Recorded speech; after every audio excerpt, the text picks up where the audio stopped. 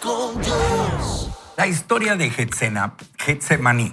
Llegaron a un lugar que se llamaba Getsemaní y Jesús dijo a sus discípulos: siéntense aquí hasta que yo haya orado. Tomó con él a Pedro, a Jacobo y a Juan y comenzó a afligirse y a angustiarse mucho. Mi alma está muy afligida hasta el punto de la muerte, les dijo. Quédense aquí y velen. Adelantándose un poco, se postró en tierra y oraba que si fuese posible pasara de él aquella hora. Y decía: Abba, Padre, para ti todas las cosas son posibles. Aparta de mí esta copa, pero no sea lo que yo quiero, sino lo que tú quieras. Entonces Jesús vino y los halló durmiendo y dijo a Pedro: Simón, ¿duermes? ¿No pudiste velar ni por una hora? Velen y oren para que no entren en tentación. El espíritu está dispuesto, pero la carne es débil. Él se fue otra vez, acá hablando de Jesús, y oró, diciendo las mismas palabras. Y vino Jesús de nuevo y los halló durmiendo, porque sus ojos estaban muy cargados de sueño. No sabían qué responder. Vino una tercera vez y le dijo: ¿todavía están durmiendo y descansando? ¡Basta ya! Ha llegado la hora. Miren, el Hijo del Hombre es entregado en manos de los pecadores. Levántense, vamos. Ya está cerca el que me entrega. Esto basado en Marcos 14, del 32 al 42. A través de este pasaje, Dios recorre un poco el velo para que podamos vislumbrar lo que sucedía en el alma humana de Jesús unas horas antes de su muerte en la cruz del Calvario. Nuestro Señor es verdaderamente Dios y al mismo tiempo verdaderamente hombre, sin que ninguna de las dos naturalezas afecte a la otra en ningún sentido. Su humanidad no disminuyó en nada sus atributos divinos. En palabras sencillas, Jesús es tan divino como Dios, el Padre, y tan humano como tú y como yo, excepto por el hecho de que Él es sin pecado. Dios quiso que escucháramos el clamor de su Hijo en esas horas previas a la crucifixión, que compartiera con nosotros ese momento de intimidad, porque hay algunas verdades sobre Cristo y sobre su obra de redención que tú y yo necesitamos conocer. Pero antes, permíteme poner este texto en su contexto. Jesús y los discípulos habían celebrado juntos la cena pascual, donde quedó instituida la cena del Señor, y luego partieron hacia el huerto de Getsemaní. Este era probablemente un huerto privado que alguien puso a disposición de Jesús durante su ministerio. Es posible que él usara este lugar para apartarse del bullicio y tener un tiempo a solas con Dios y un tiempo de instrucción especial con los discípulos. Al llegar a Getsemaní, el Señor ordenó a sus discípulos que se quedaran en cierto lugar mientras Él se internaba en el huerto con Pedro, Juan y Jacobo. Él fue con ellos no porque necesitara compañía, sino porque ellos necesitaban aprender una lección. Por otra parte, no deja de llamar nuestra atención que el Señor haya escogido precisamente este lugar para derramar su corazón en oración delante de Dios, porque la palabra Getsemaní significa prensa de aceite. Ahí se cultivaban y trituraban las aceitunas para licuarlas. En ese lugar también sería triturada el alma humana de nuestro Señor ante la perspectiva de lo que ocurriría unas horas más tarde. Esto nos lleva de la mano a la primera escena que encontramos en este pasaje, en la que veremos una agonía desgarradora. El Señor tomó con él a Pedro, a Jacobo y a Juan y comenzó a afligirse y angustiarse mucho. Estas palabras transmiten la idea de ese terror repentino que nos abruma ante la contemplación de algo espantoso y doloroso. La palabra griega usada aquí es periplus. Es por eso que no hablo griego, amigos. Perilupus. Es decir, pulpo. Dígalo en francés. En francés me lo habían puesto. francés. Que significa abrumado o rodeado de tristeza. El pasaje paralelo en el Evangelio de Lucas dice que Dios envió a un ángel para fortalecerlo. Eso usted lo puede leer en Lucas 22:43. No para consolarlo o aliviar su sufrimiento, sino para fortalecer su cuerpo de modo que pudieran proseguir su camino hacia una angustia mayor. De hecho, Lucas nos cuenta que el Señor estaba en agonía, oraba con mucho fervor y su sudor se volvió como gruesas gotas de sangre que caían sobre el lugar a donde está. Eso se conoce médicamente como hematidrosis, cuando la tensión alcanza un nivel tan alto que los vasos capilares se revientan y la sangre se mezcla con el sudor.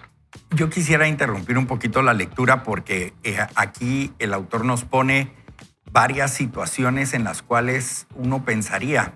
Yo humanamente dije, ¿cómo estando uno con Jesús se va a dormir cuando le da un mandato, verdad? O sea, igual el a veces haber dudado si podían ellos liberar a alguien o sanar a alguien.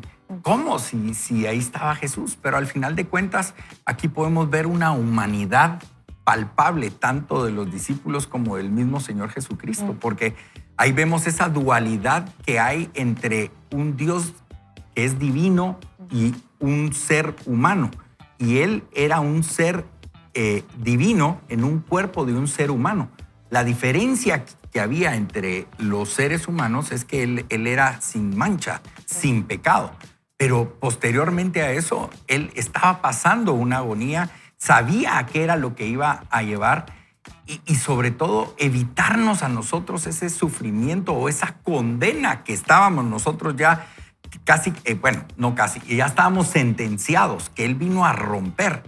Llega a este Getsemaní a entregar y algo que me llama a mí mucho la atención, que me impactó, no es lo mismo leerlo. Y en la Pasión de Cristo, en la película de la Pasión de Cristo, ver ese sufrimiento de Jesús conmovió mi corazón.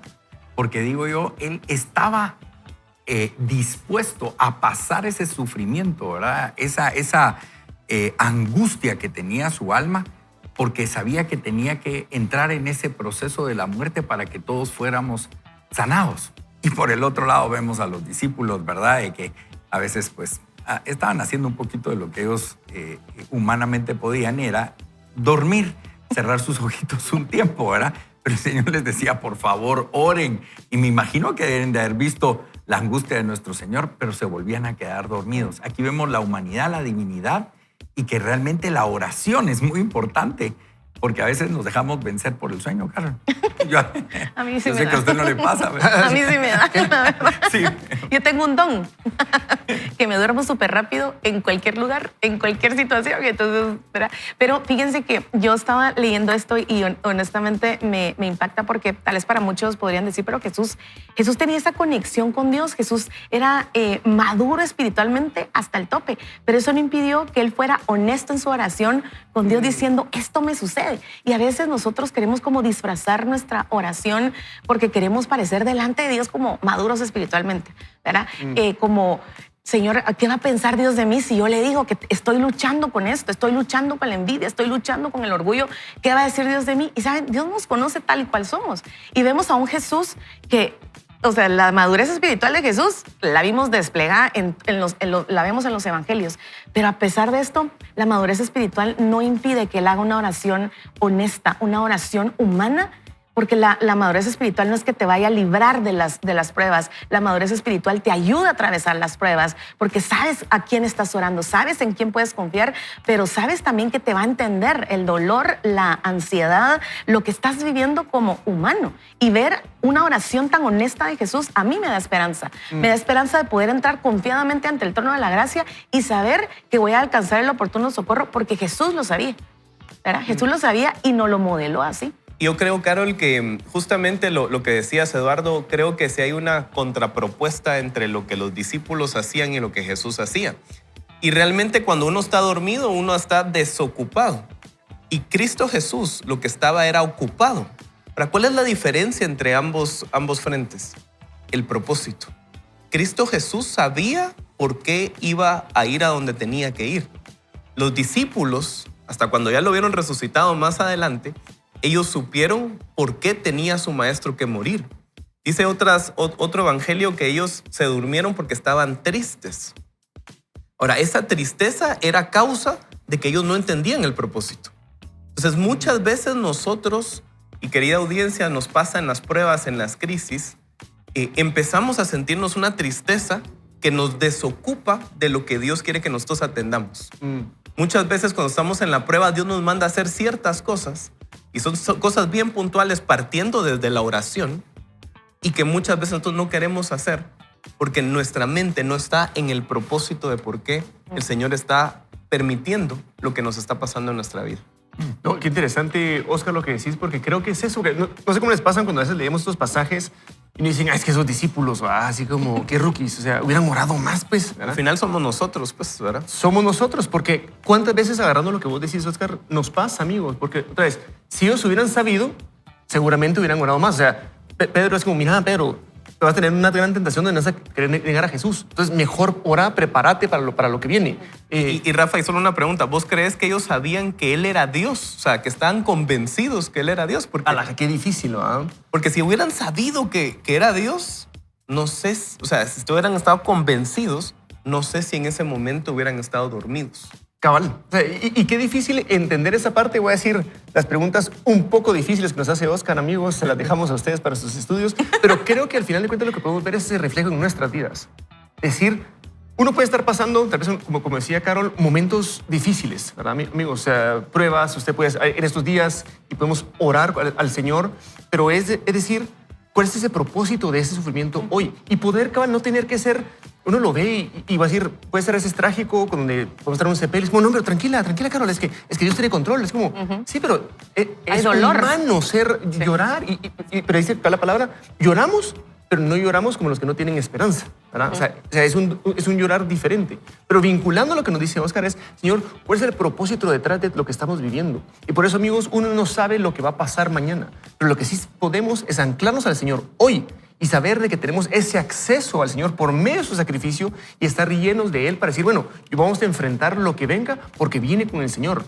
No sé si va a ser perfecto, no sé si vamos a sufrir o no sufrir, pero vamos a estar con Él. Y no vaya a ser que nos lleguemos a esos momentos tan difíciles de dispersarnos, como les pasó a ellos, que yo digo, si nosotros hubiéramos estado en lugar de ellos, ¿qué realmente hubiéramos hecho? ¿Verdad? Ustedes me hubieran negado, es como, no, pero es que, inclusive pensando ahorita, sabiendo que Él era Dios, no, pero es que a Él no le puede pasar nada, ¿verdad? Porque Él es Dios. Entonces, no, porque comenzamos a ponernos en los pies.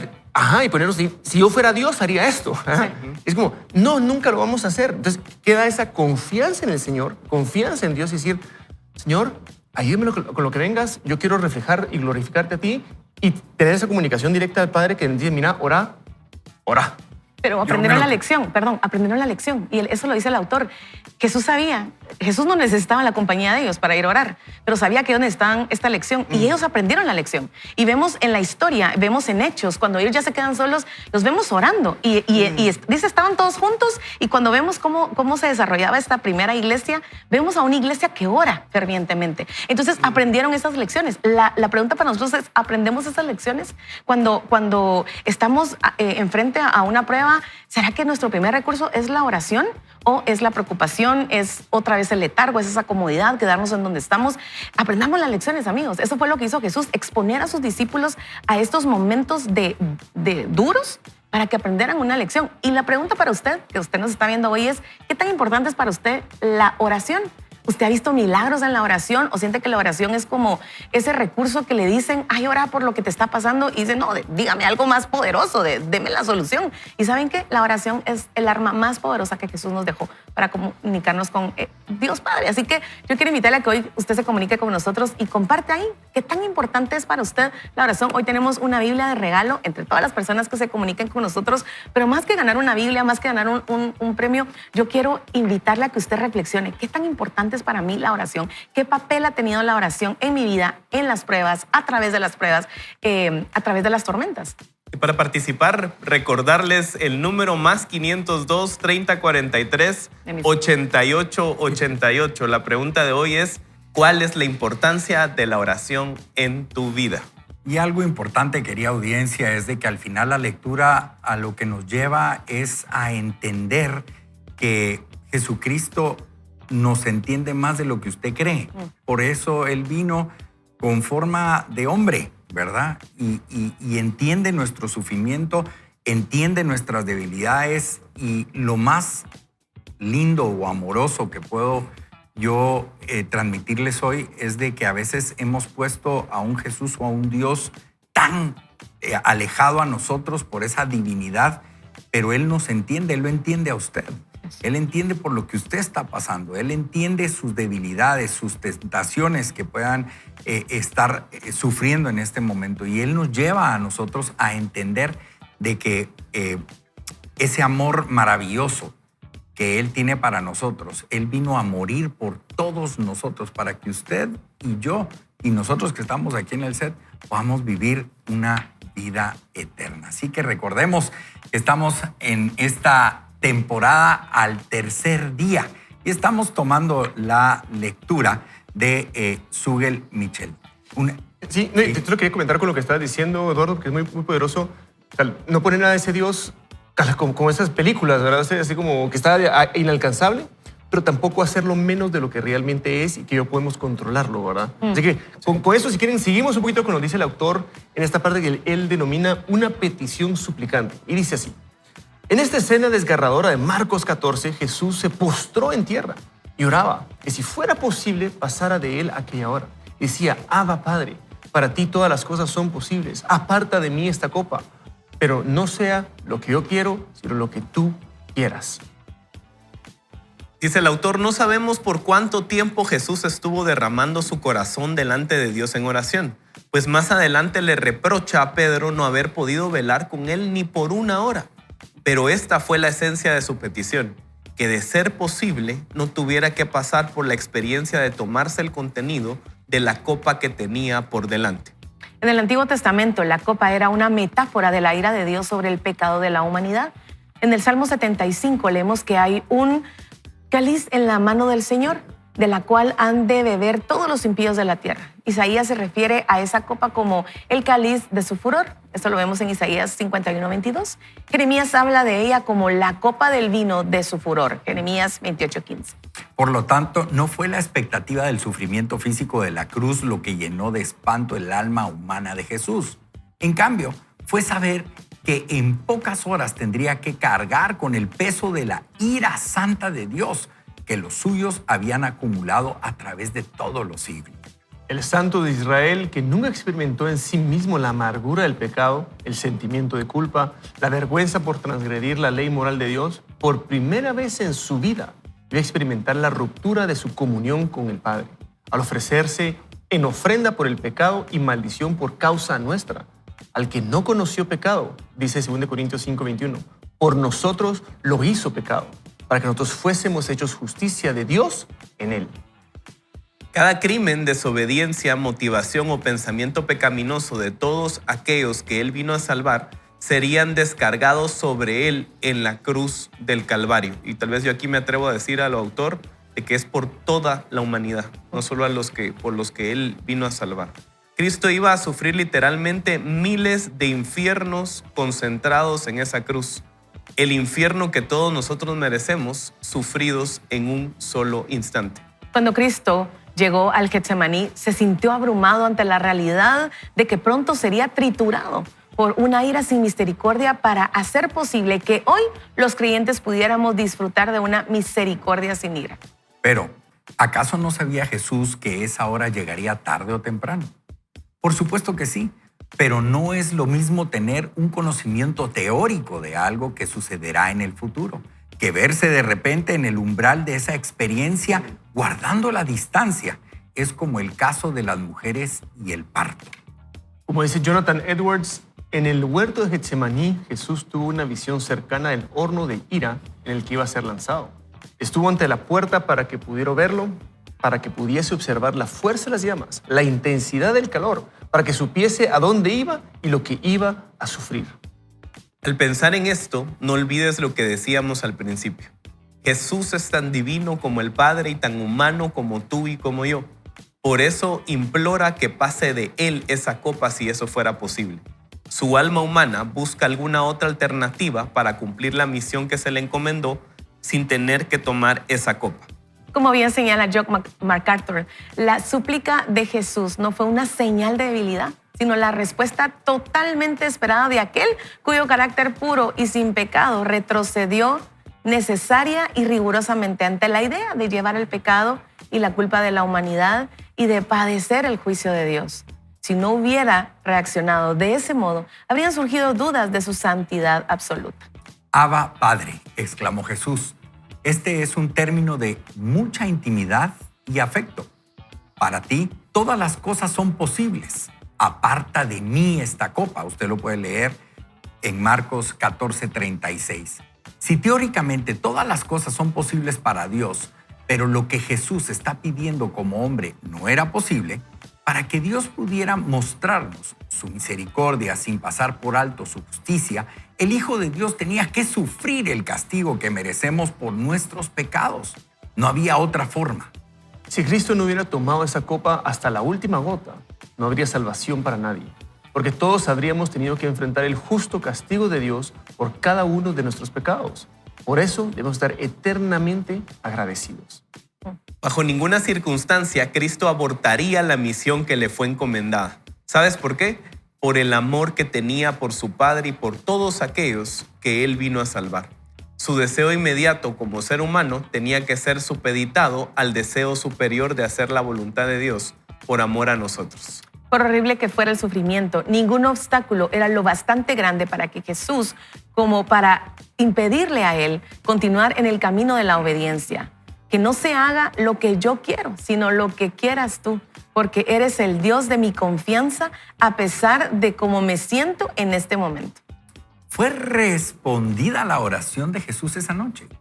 El autor de la carta de Hebreos nos dice que sí, pero no como habríamos esperado.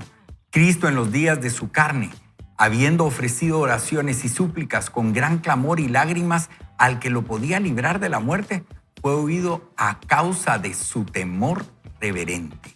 Aunque era hijo, aprendió obediencia por lo que padeció, y habiendo sido hecho perfecto, vino a ser fuente de eterna salvación para todos los que le obedecen, siendo constituido por Dios como sumo sacerdote según el orden de Melquisedec.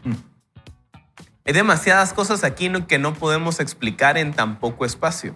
Pero lo que el autor de esta carta trata de hacernos ver es que Jesús es un sumo sacerdote inmensamente superior al de los judíos en el Antiguo Testamento, porque Él puede compadecerse de nosotros en nuestras debilidades. Para probar su punto, nos lleva a ver a Jesús postrado en debilidad en el huerto de Getsemaní, trayendo su causa delante de aquel que podía librarlo de la muerte. Él había orado que no se hiciera su voluntad, sino la del Padre. Y la voluntad del Padre era salvar a sus elegidos por medio de la muerte de su Hijo. Así que su oración fue oída porque se hizo la voluntad de Dios, tal como Jesús pidió. Es por esa sumisión de Jesús a la voluntad del Padre que no solo tenemos a un Salvador, sino también a un sumo sacerdote que puede compadecerse de nosotros, incluso en aquellos momentos cuando nos encontramos en mayor debilidad. Algo quiero interrumpir ahí lo que hemos estado pues comentando del libro, y me llama mucho la atención la parte de la obediencia. El Señor Jesús inclusive es retado cuando Él está en la cruz, que le dicen si eres el Hijo de Dios, ¿verdad? Sí. O sea, bájate de ahí, pues. O sea, fácil se hubiera podido bajar y todo el mundo se asusta y saber qué hubiera pasado. Pero Él fue obediente porque tenía que cumplir el propósito por el cual Él vino a la tierra. Y ahí podemos, en este tema que hemos estado hablando en este segmento, podemos ver ese sufrimiento, ese dolor, donde le dice al Padre, si se puede, ¿verdad?, pasar la copa y no sentir tu ira, tu furor, pues lo hacemos. Pero si no, yo estoy dispuesto a cumplir a lo que y yo lo traigo a mi vida. Yo le digo yo a veces al Señor que nosotros nos ponemos a veces como a decirle, Señor, si tú me das esto, yo haré aquello. Y después se nos olvida, conforme el tiempo ya lo pasamos, ya no nos dolió y ya no seguimos cumpliendo el propósito de Dios tiene en nuestra vida. ¿Qué opinan ustedes al respecto de esto? O sea, ver esa obediencia de parte de Jesús hacia Dios, ¿qué nos estaba modelando? ¿Propósito? Yo voy a dar un testimonio personal. Hace unos años recibimos una palabra de que probablemente uno de nuestros hijos va a estar en un hospital. Y digo probablemente porque otra vez es la misma oración que Cristo hace, que es, si tú quieres, puedes pasar de mí esta copa, pues espera, pero si no, yo la voy a aceptar. Y para mí, todo este movimiento profético, porque la profecía no necesariamente es conocer el futuro, sino que es conocer el corazón, radica en eso, radica en alinear la voluntad de Dios con nuestra voluntad. ¿Y qué pasa muchas veces? La voluntad de nosotros, porque tenemos un corazón humano, un corazón caído, un corazón con los deseos centrales desviados, no necesariamente es la voluntad del Padre. Entonces, ¿qué tenemos que hacer? Orar. ¿Y qué significa orar? Porque orar puede llevarnos a una religiosidad, pero orar significa realmente tener una relación con Él. ¿Para qué? Para poder conocer su propósito. Cristo en su humanidad lo que fue a hacer a Getsemaní, en ese huerto, y justamente es el antitipo de lo que Adán no hizo, es conocer el propósito del Padre en ese momento de sufrimiento.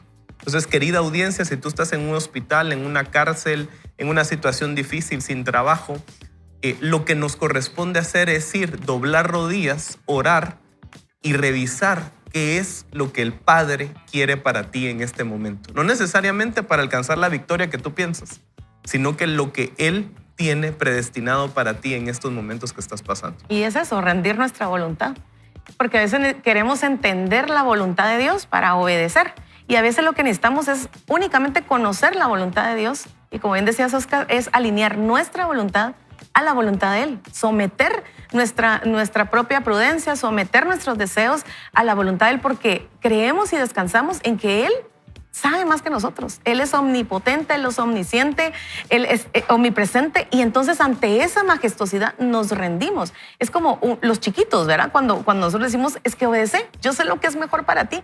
Y ellos están con esta voluntad que quieren probar que ellos tienen la razón, y a veces lo que ellos quieren es algún daño para ellos. Entonces cuando ellos se someten a la voluntad del Padre, entonces ellos entienden después de que lo que el Padre quería era lo mejor para ellos. Entonces, esto es lo que nosotros necesitamos entender, que no necesitamos entender la voluntad de Dios para obedecer. Es decir, bueno, yo sé, entonces, ahora entiendo por qué Dios quiere. No, es conocer la voluntad de Dios a través de la oración y someterme completamente a esa es la obediencia, en realidad. Y algo interesante, y vamos a continuar con esto, porque dice así, aunque Jesús era hijo, aprendió obediencia por lo que padeció. No en el sentido de que pasó de la desobediencia a la obediencia, sino en el sentido de haber llevado la obediencia a un nivel desconocido para él hasta ese momento, al punto de hacerse obediente hasta la muerte, y muerte de cruz. Y habiendo sido hecho perfecto, es decir, perfectamente adecuado para ejercer el oficio de Salvador y sumo sacerdote, vino a ser fuente de eterna salvación para todos los que obedecen. Y eso lo podemos leer nosotros en Hebreos 5, de 9 al 10. Aquí hay una gran lección, dice el autor, para nosotros. La voluntad de Dios es perfecta. La nuestra no lo es. Eso se lo pueden marcar, repítaselo de vez en cuando para refrescárselo, ¿verdad? De manera que al venir delante de Dios en oración no lo hacemos para torcer su voluntad, sino para alinear la nuestra con la suya, justamente como nos decía Oscar. Nuestro Señor derramó su corazón en la presencia de Dios y su oración fue contestada al darle a Dios la fortaleza necesaria para continuar el camino de la obediencia. Por más doloroso que fuera, y al haberle levantado de los muertos al tercer día para no ver muerte nunca más. Pero este relato no termina ahí. En medio de su agonía, el Señor estaba preocupado por sus discípulos. Eso definitivamente solo Jesús, ¿verdad? Porque a veces nosotros estamos pasando por una agonía y se nos olvida todo el mundo a nuestro alrededor, ¿verdad? Pero algo interesante también de esto que hemos estado conversando es la importancia de entender el propósito y la oración, porque cuando nos sumergimos en esto a veces nosotros queremos ser obedientes, pero no sabemos hacia dónde vamos. Y como decía Oscar, la oración es la que nos va a llevar a esa comunicación con el Señor para podernos guiar a ese propósito. Y el Señor conoce que posiblemente estamos pasando por situaciones difíciles, y tú tal vez en este momento estás pasando por situaciones difíciles. Tal vez no una muerte en cruz, pero tal vez una pérdida, una enfermedad terminal, problemas financieros o inclusive, y no estamos minimizando algún dolor, pero algo tan sencillo como la pérdida de una mascota. Y el Señor está presente en todo esto, y esta lectura a mí me lleva a reflexionar, a decir, Señor, contemplaste todo hasta el día de tu muerte, hasta pasar por esa crucifixión, la enseñanza que tú nos dejas en la palabra del Señor en ese tiempo del Getsemaní, todo lo que estuviste viviendo desde que entraste por esa puerta de Jerusalén, obediencia, oración, pero sobre todo el amor por cada uno de nosotros, Rafa. No, y es genial lo que nos compartís, Eduardo, porque nos hace reflexionar mucho en eso, ¿verdad, amigos? Yo siempre he creído que Hay algunos que están viviendo, como bien decías, momentos difíciles, pero tal vez usted dice, no, pues yo ahorita estoy bien, ¿verdad? Gracias a Dios, tranquilo, es más, voy camino al puerto, vamos Sí, a está madrugar guardando para mis evitar cosas. el tráfico. Y digo, también ahí tienes que alinearte a la voluntad de Dios, porque tal vez ahí vas a tener que marcar la diferencia. Tenemos que ser esos soldados obedientes. Muchas veces nos gusta declarar a Jesús como nuestro Salvador, pero no como nuestro Señor. Nuestro Señor nos invita a obedecerlo. Hace poco estábamos estudiando en Hechos 21 cuando Pablo cuenta su conversión, ¿verdad? Por segunda vez en Hechos 9 y en Hechos 21. Y me caló mucho porque hace dos preguntas. Le hace dos preguntas a Jesús. Uno, cuando es impactado por la luz, es ¿quién eres? Ese privilegio, no es nuestro deber, es nuestro privilegio de poder conocerlo. O sea, tenemos acceso a conocerlo. Y el segundo es ¿qué haré? Entonces, nos lleva a esa obediencia completa, amigos, porque creo que es fundamental con lo que hablamos acá. Mucho se habla de la oración. Y como nos decía Eduardo en un momento, a veces tenemos ese Dios que va como hasta arriba y a veces lo podemos poner hasta abajo. Ahora así como, no, es que vos tenés que hacer lo que yo tengo que decir. Pero de la misma forma a veces nos podemos perder en la oración. Decir, no, yo no voy a decir a Dios porque está ajeno o le voy a exigir. Y si nos damos cuenta en los evangelios, definitivamente los discípulos aprendieron muchísimo con Jesús, pero solo se registra una cosa que ellos le habían pedido enseñarles. Enséñanos Ahora. a orar. Y te lo digo, amigo, porque a veces existe esa tendencia así, mira, orar como la cintas, ¿verdad? Y eso nos puede llevar a un montón de elementos que nos pueden desviar realmente esa comunicación, como lo que decía Oscar, o sea, estás hablando con el creador del universo y no por el protocolo, ¿verdad? No queremos caer en la religiosidad, sino es entender cómo puede funcionar ese diálogo. No se les pasaba a ustedes que en algún momento le dijeron, mira, ves, si quieres hablarle a esta chica, tenés que, o sea, entrarle por aquí, pues, ¿verdad? O sea, va a ser mucho más cordial, de una forma, lo digo, es graciosa, pues, pero es cuando vamos a hablar con el Señor, y por eso el Padre Nuestro es tan esencial entender la estructura y tantas oraciones que vemos acá, como esta, el Getsemaní, decir, ok, lo que nos decía Carol, o sea, se vale poder derramar tu corazón. No se vale decir, ala, por dar otro ejemplo, ¿verdad? Ustedes, ala, es que me siento mal porque cometí adulterio, Señor, por favor, quítame la culpa, ¿verdad? Es como, no, ¿verdad? O sea, ¿cómo tenemos que entender ese nivel de intimidad? Y regreso a algo esencial que decía Oscar, amigos, tenemos el privilegio de tener una relación con Dios, una relación genuina. O sea, de verdad, de corazón, lo que Jesús nos muestra acá, es decir, yo puedo pedirle eso al Padre porque la relación es tal y puedo rendirme a Él porque confío más en Él que en Él mismo. Naturalmente Jesús era Dios mismo, pero nosotros como humanos sí rendirnos hacia eso, amigos. Y yo creo que Dios también como papás nos pone una metáfora bien tremenda con nuestros hijos cuando son bebés y no saben hablar. No sé si a ustedes les pasó, Juan Pablo hoy tiene 4 años ya y todavía confunde la R con la L, ¿verdad? Pero cuando son más pequeños, están balbuceando y diciendo algunas palabras como en jerigonza y uno no le entiende. Y muchas veces el padre se sitúa en esa posición con nosotros que somos bebés espirituales y no sabemos cómo pedirle las cosas. Ahora, él sí conoce nuestro corazón, así como nosotros conocemos el corazón de nuestros bebés pequeños. Pero, sin embargo, nosotros tenemos que aprender madurando a cómo tener una comunicación correcta con el Padre. No porque Él no conozca nuestro corazón, sino porque Él quiere tener una relación de 2 vías con nosotros. Y esa relación, Oscar, de 2 vías en la que nosotros oramos y lo hacemos de una manera honesta, de una manera confiada, pero también esperamos esa respuesta del Padre. Y ahí es donde a veces nuestro proceso de oración de tener esa comunicación de ida y venida se entorpece porque queremos que Él nos responda como nosotros queremos, cuando nosotros queremos, de acuerdo a nuestra cosmovisión. Y fíjense que a veces necesitamos más fe para recibir la respuesta de Dios y obedecer que orar y pedirle lo que nosotros necesitamos.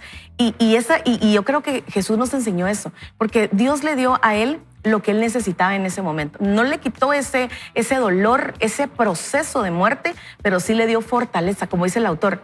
Dios le dio la fortaleza para pasar ese proceso. Y ahí vemos la obediencia de Jesús. Entonces, querido amigo, si hoy tú estás tal vez con alguna respuesta, porque mira, Dios siempre contesta nuestras oraciones. Siempre, siempre, siempre. Aunque la respuesta sea no, aunque la respuesta sea un silencio de Dios, o la respuesta sea así como tú quieres, así será hecho. Pero Dios siempre responde. Ahora, nuestro corazón obediente es determinado por la manera, por la fe, por la condición que nuestro corazón recibe la respuesta y obramos de acuerdo a ella. Entonces, a veces creo que necesitamos que Dios incremente nuestra fe para recibir esas respuestas y ser y someter nuestra voluntad a esas respuestas. Y tú dijiste algo muy importante, Carol. Y el libro justamente de Sugel se llama 3 días que cambiaron su historia. Y es que Dios en la Biblia tiene un patrón. Desde el Antiguo Testamento hasta el Nuevo Testamento, Él dejó varias figuras de 3 días, ¿verdad? Por ejemplo, Abraham camina 3 días para poder presentar el sacrificio. José estuvo 3 días en la cisterna luego de ser vendido por sus hermanos. Jonás, que es la más famosa, estuvo 3 días, no vayan a decir ballena, por favor, estuvo en el gran pez, ¿verdad? 3 días y 3 noches. Y para nosotros, para nuestras vidas, eso tiene un significado hermoso. Porque nosotros también muchas veces en nuestra vida, y lo decía Rafa, podemos pasar cualquiera de los 3 días o estar viviendo en cualquiera de los 3 días. Los 3 días de Cristo Jesús más fundamentales son claros. Su muerte con su pasión, su sepultura y su resurrección. Ahora, después de la muerte, de la prueba, de la gran prueba, siempre hay un silencio. Y ese silencio es el que muchas veces probablemente nosotros estemos viviendo. Y aún así hay que orar. Aún cuando estemos en el silencio y sintamos que Dios no nos responde, hay que orar. Ahora, si estamos en resurrección, en gloria, en una situación buena, yendo camino al puerto porque vamos a celebrar y estamos felices, también hay que orar. También tenemos que orar. En cualquiera de esos 3 días, el Señor está dispuesto a escucharnos para levantar una oración de gratitud, para levantar una oración de súplica o para levantar una oración de intercesión. Y solo recordemos que en esa oración que Oscar dice, o las 3 formas de la oración que Oscar dice, algo importante es que la voluntad de Dios es perfecta y la nuestra no. Entonces hay que entender también de que la oración, en el momento en que nosotros la implementamos, tiene que ser no solo un monólogo. Y hablaba Oscar esto y me recordaba cuando tu hijo llega y se sienta en tu regazo y te puede pedir muchas cosas, que quiere galletas para la refacción, que quiere zapatos nuevos, que quiere algún videojuego, y de ahí te da un beso y sale corriendo a su cama y se acuesta. Y tú te quedaste como diciendo, bueno, sí me gustaría darte el juego, pero ahorita no es el momento, creo que tienes que comportarte mejor, tienes que hacer... Entonces, esos monólogos en la oración es como esa figura, ¿verdad? Es como que nosotros le llegamos a pedir todo al Señor, le damos un beso de buenas noches, salimos corriendo nuevamente a nuestra cama, pero no hubo una conversación, no hubo un diálogo entre él y yo. Y no solamente en la oración el Señor nos habla por medio de la palabra. Decía Carol el tema de cómo Dios envía un ángel a fortalecer a Jesús en ese tiempo. Y muchas veces nosotros estamos en oración y en angustia y el Señor manda de diferentes formas ese sustento o ese apoyo. Puede ser por medio de un amigo de la iglesia, oración en el grupo, por ejemplo. Inclusive alguien desconocido que llega, nos da una palabra, nos abre la puerta y el Señor comienza a mostrar ese fortalecimiento en el tiempo de la prueba. Y quiero rescatar también, porque ustedes aportaron muchísimo y no los quería interrumpir, solo quiero hacer el breve resumen. Hablabas del pecado del adulterio, Señor, quítame la culpa, ¿verdad? Realmente esa oración debiese ir, Señor, perdóname y me arrepiento para apartarme de... Pero solo quítame la culpa. Es como aquel que se come el pastel, no debe de comerlo, pero sigue deseándolo, ¿verdad? Y lo sueña, el pastel de chocolate. Eso es como contemplar el pecado dentro de uno y no un verdadero arrepentimiento. Y la oración sincera es aquella que viene del corazón. Y Carol lo decía, ¿cómo usted va a venir a adornar y llevárselas de muy espiritualoide delante del Señor, cuando el Señor conoce su corazón, conoce sus pensamientos? Qué mejor poder rendirnos como el Señor llegó a Getsemaní y rendirse delante de Dios y decirle, Señor, toma el control, te entrego esta necesidad, tú conoces mi corazón, me dan ganas de ahorcar como a 20, Señor. Todo Él lo sabe. Tú puedes entregárselo en ese momento. Y el Señor, yo creo que hoy, en esta semana de meditación, porque yo decía, reflexionemos de la muerte de Jesús, de la resurrección, ¿verdad? Y puse en un post, si usted no cree en Jesús, reflexione por qué muchos creen en Él y por qué lo siguen. Sería bueno reflexionarlo. Si usted está sintonizando, se habla tanto que están hablando de Jesús.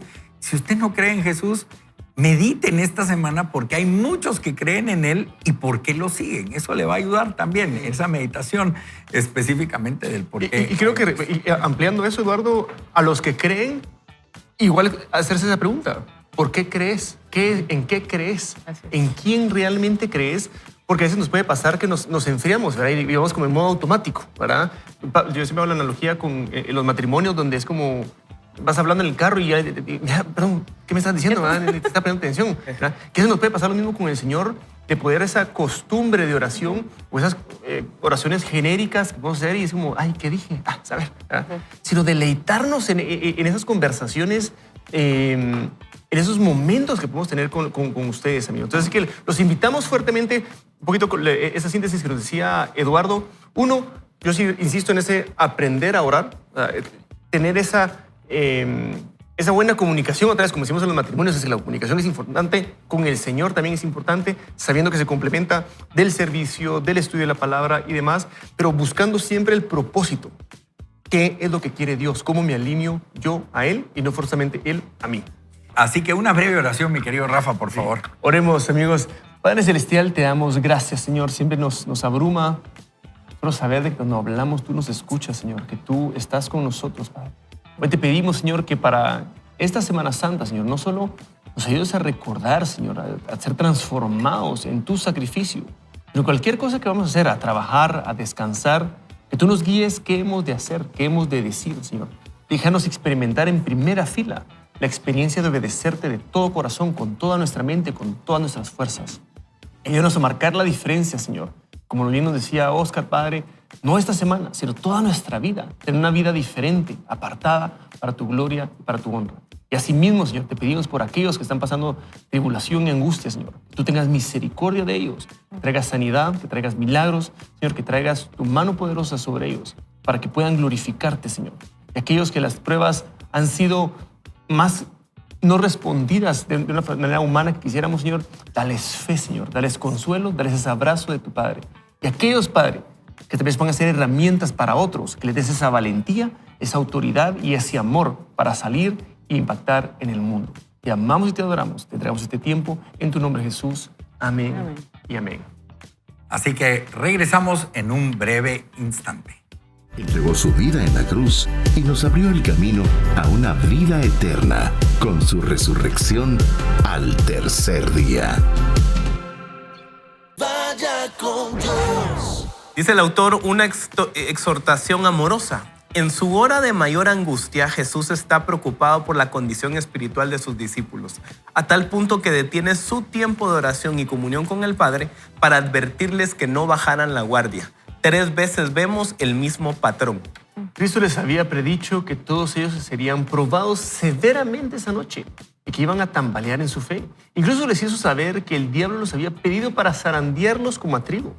Dijo también el Señor: Simón, Simón, he aquí Satanás os ha pedido para zarandearos como a trigo, pero yo he rogado por ti que tu fe no falte. Y tú, una vez vuelto, confirma a tus hermanos. Él le dijo: Señor, dispuesto estoy a ir contigo no solo a la cárcel, sino también a la muerte. Y él le dijo: Pedro, te digo que el gallo no cantará hoy antes de que tú niegues 3 veces que me conoces. Pero en vez de permanecer en vela y orando, los discípulos se quedaron dormidos.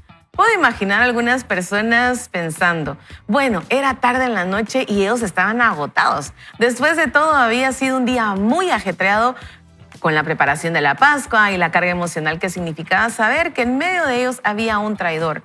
¿No deberíamos ser más comprensivos con ellos, dadas las circunstancias? Sin embargo, nunca ha habido nadie ni lo habrá más comprensivo que nuestro Señor y Salvador Jesucristo. Y Él entendía que ese no era el momento de echarse a dormir. Esto no es un asunto de cansancio, sino de perspectiva. Una madre con un hijo muy enfermo hace lo imposible por permanecer despierta para cuidar de él en el campo de batalla rodeado de enemigos. Durante la noche antes de la crucifixión, de manera particular, los discípulos tenían todas las razones del mundo para permanecer en vela y en oración. ¿Sabes por qué los discípulos no permanecieron en vela? El texto paralelo en el Evangelio de Lucas nos da la respuesta. Cuando Jesús se levantó de orar, fue a los discípulos y los halló durmiendo a causa de la tristeza. En otras palabras, las cosas no estaban saliendo como ellos querían. En vez de avanzar hacia un trono, era evidente que Jesús se encaminaba hacia la cruz. Ya sabían que en medio de ellos había un traidor y ahora, para colmo de males, el Señor acaba de anunciarles que todos ellos lo iban a abandonar. Ese no era el final de la historia que ellos tenían en mente cuando comenzaron a seguir a Jesús. Los discípulos estaban entristecidos y parece que en ese momento pensaron que era una buena idea quedarse dormidos y olvidarse de todo. Cuando estamos dormidos, dejamos de pensar en nuestros problemas. Las preocupaciones parecen desaparecer. Pero lo cierto es que los problemas siguen ahí. Lo que los discípulos necesitaban esa noche no era tratar de escapar quedándose dormidos, sino recordar que estaban en medio de un gran peligro y mantenerse velando en oración. Pues ese es el medio de gracia que Dios nos ha provisto para pelear nuestras batallas. Los buenos deseos no son suficientes en nuestra lucha contra el pecado. ¿Recuerdas la respuesta de Pedro cuando Cristo le dijo que todos ellos lo iban a abandonar esa noche? Aunque todos se aparten, yo, sin embargo, no lo haré. Aunque tenga que morir junto a ti, no te negaré. Pedro tenía un buen deseo y fue sincero cuando dijo todo eso. Pero lee ahora las palabras de Jesús para él en el Getsemaní. Velen y oren para que no entren en tentación. El espíritu está dispuesto, pero la carne es débil. La buena disposición está en ti para seguir a nuestro Señor y hacer su voluntad, pero no podemos hacerlo en nuestras propias fuerzas. Necesitamos depender constantemente del Espíritu de Dios para pelear nuestras batallas porque nuestra carne es débil. Y esa dependencia se manifiesta en nuestra vida a través de la oración. Piensa en esto. Pedro, Juan y Jacobo vieron a Jesús caer a tierra esa noche y con gran clamor y lágrimas depositar su carga en la presencia de Dios con un espíritu de súplica y total dependencia. Pero en vez de imitar a su maestro, deciden olvidarse del peligro y retirarse a dormir. El que no podía pecar está clamando en oración. Los que estaban a punto de ser zarandeados por el diablo esa noche están durmiendo. Cristo intercedió por ellos esa noche y más particularmente por Pedro. Pero eso no eliminó la necesidad que ellos tenían de velar y orar. Lo mismo podemos decir de nosotros. Nuestro Señor es poderoso para salvar para siempre los que por medio de Él se acercan a Dios, puesto que vive perpetuamente para interceder por ellos, como lo dice Hebreos 7:25. Jesús intercede por nosotros constantemente ante el Padre, para que ninguno de nosotros se quede permanentemente postrado en el campo de batalla.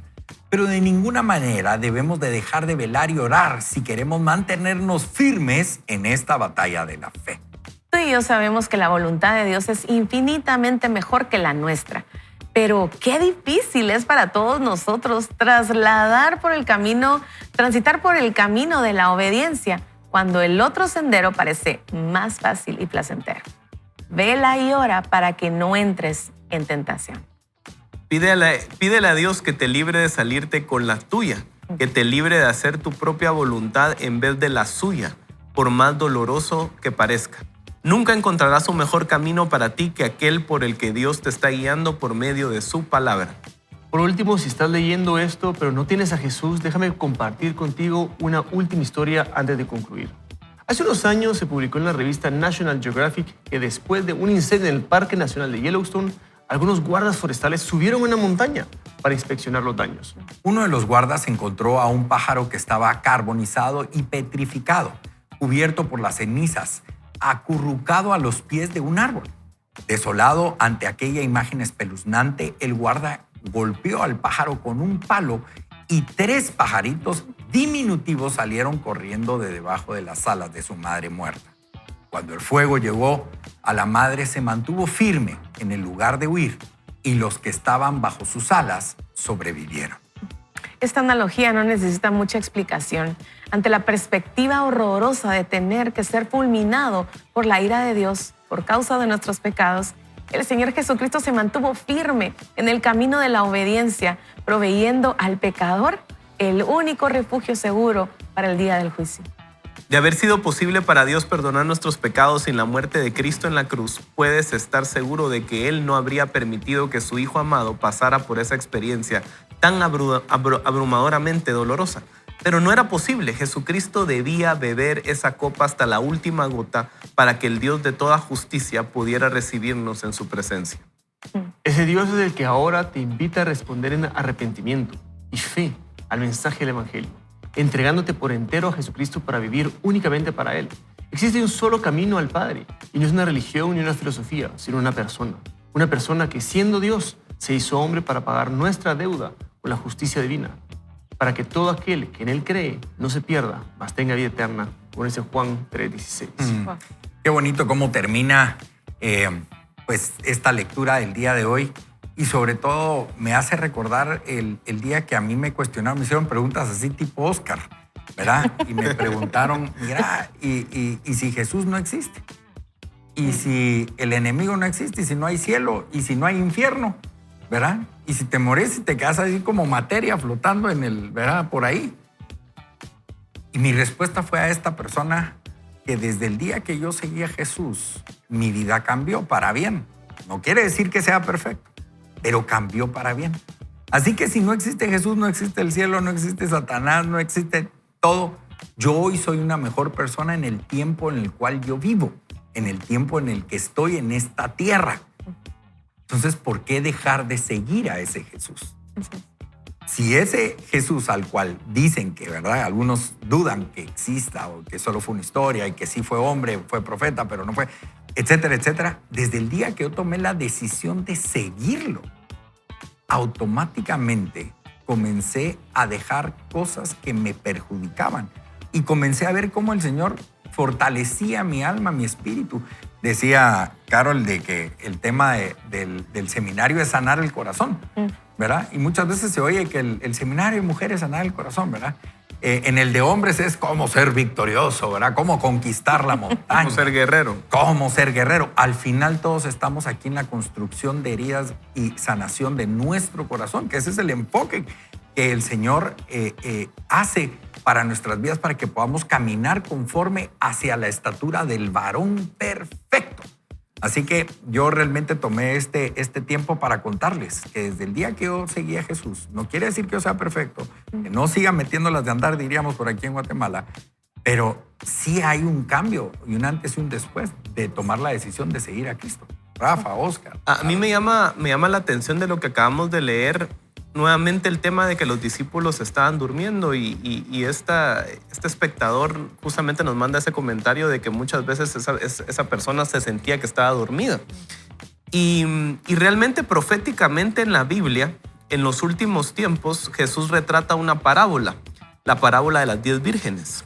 Y la parábola de las 10 vírgenes menciona que 5 de ellas fueron a buscar aceite para su lámpara y 5 no. Las 5 eran vírgenes, por lo tanto, se puede decir que eran cristianas, era parte de la iglesia. Ahora, lo interesante es saber cuántas de ellas se quedaron dormidas. ¿Cuántas de ellas se quedaron dormidas? Se quedaron dormidas las 10.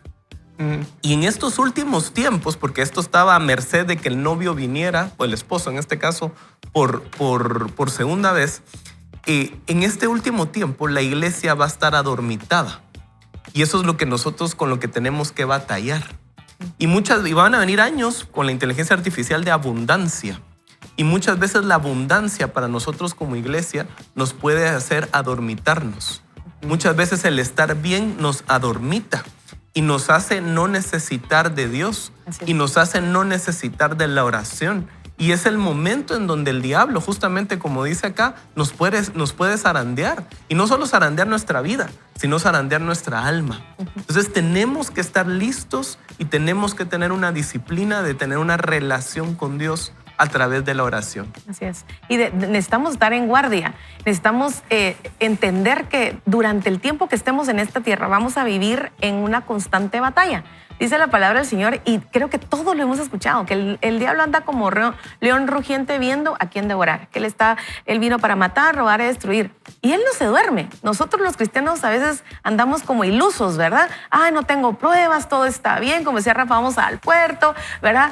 Y yo no sé si a ustedes les ha pasado, pero cuando uno intenta salir con la familia es cuando más que se les olvidaron las sandalias a los chicos, que les dijimos que se apuraran y no. Y empieza el enemigo a querer robarse ese gozo, esa paz en momentos donde estamos planeando salir a descansar, a estar en familia. Y así en muchas situaciones. Pero a veces nosotros estamos de verdad como cristianos ilusos, bajamos nuestras armas y decimos, no, este es un momento de paz. Le tengo una mala noticia, querido amigo. El enemigo nunca va a tener tiempos de paz con nosotros. Entonces necesitamos saber que la oración es una de las armas que Dios nos dejó, porque también está la palabra de Dios. Pero la oración es la que nos permite conocer el corazón de Dios, y la palabra de Dios es la que nos mantiene en esa voluntad. Así que si usted hoy estaba enfrentando alguna tentación, ore. Si usted está ante una situación difícil, ore. Si usted está ante un tiempo de familia que usted va a salir a disfrutar, a vacacionar, ore. Si usted está ante una situación en la que tiene que decidir algo, ore. La oración va a aclarar su mente, pero sobre todo va a poner sus ojos en Él. Lo va a enfocar a usted en Él y lo va a poner a usted en la posición correcta, en la que usted es hijo de Dios y su Padre es omnipotente, omnipresente y omnisciente. Él lo puede todo. Amigos, y algo que me ha tal vez costado aprender en la práctica es dónde está ese balance entre la oración y la acción, ¿verdad? Porque a veces decimos, bueno, orá y Señor, por favor, cambia a mi esposa y a la Señor no la cambiaste, ¿verdad? Así como muchas veces, y lo vemos a través de toda la historia, porque estamos estudiando Hechos, por eso tengo muchos ejemplos frescos de eso. Cuando Jesús le dice a Pablo, mira, no solo vas a testificar en Jerusalén, sino que vas a llegar a Roma. Pero en Jerusalén lo quieren matar, hay un complot espantoso para matarlo. Y Dios usa a romanos para ponerle una guardia de 470 soldados que lo van a llevar a Roma. Y es bien interesante ese proceso, porque eso es lo que se llama la soberanía de Dios, ¿verdad? Como Dios cumple su voluntad. A veces lo puede hacer de una forma directa. Hubiera podido agarrarlo con carrozas de fuego como Elías y lo lleva a Roma, ¿verdad? Aquí utilizó a romanos. Lo que quiero decirte es, en las oraciones, no sé ustedes, yo a veces siempre me gustaba más la historia de Elías, porque era como más dramático, ¿verdad? Así como, y el fuego y todo, ¿verdad? Pero a veces nos usa a nosotros. Entonces, creo que es entender que esa oración es para conectarnos con el Padre, para poder obedecer. Pero claro, muchas veces obediencia sí requiere esa acción, o sea, sí requiere el actuar en fe, decir, bueno, el Señor me dijo esto, yo voy a actuar en esto. O sea, agarrando el ejemplo máximo que es, es difícil de comprender ese nivel como lo tenía Jesús. Dice, bueno, si es posible de mí, pásame esta copa, pero hágase tu voluntad. Y en la cruz todavía dice, perdónalos porque no saben lo que hacen, Señor, yo te entrego mi alma, consumado está. O sea, está completamente alineado y actúa conforme a eso. Entonces, lo que he aprendido yo, amigos, es esa oración, es me alineo a Él y luego salgo y actúo. Jesús iba a su oración, salía y actuaba, ¿verdad? Pero ya en fe, no a lo loco, sino alineado a la voluntad de Dios. Y lo otro que muchas veces nosotros no logramos discernir, justamente muy parecido a tu ejemplo, Rafa, es cuándo dormir y cuándo orar. Porque dormir no necesariamente es malo. La historia de la humanidad empieza con que Adán cae en un sueño profundo y de ahí sale Eva. Cristo Jesús en la cruz, dice la Biblia que Él duerme en la cruz y sale la iglesia. Entonces dormir no es malo. Y si ustedes se ponen a pensar, los discípulos tal vez se habían quedado con la idea de que había que dormir, porque cuando estaban en una gran tormenta, dice que en la barca, Jesús, cuando voltearon a ver a Jesús, no estaba orando, estaba durmiendo. Entonces la pregunta es, ¿cuándo yo duermo y cuándo yo tengo que orar?